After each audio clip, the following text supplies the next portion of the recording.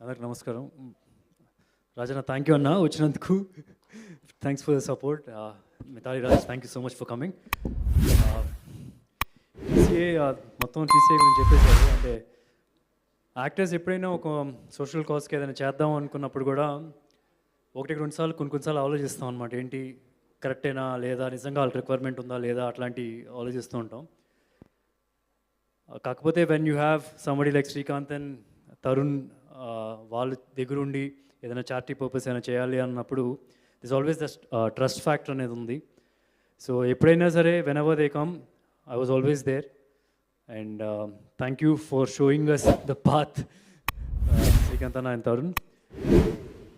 And అందరూ అనుకుంటున్నారు, అంటే చాలామంది వింటుంటారు కూడా, నేను కూడా చాలా చోట్ల విన్నాను, ఏంటంటే ఒక యాక్టర్కి not just to entertain people, ఒక వేరే రెస్పాన్సిబిలిటీ కూడా ఉంటుంది.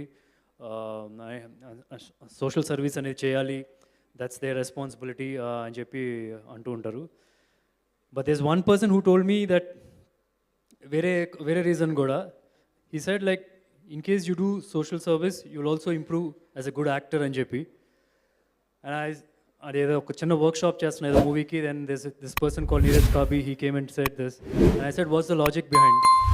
దెన్ హీ ఆస్క్డ్ మీ, ఇప్పుడు what is the primary duty of an actor ఏంటి అని అడిగాడు.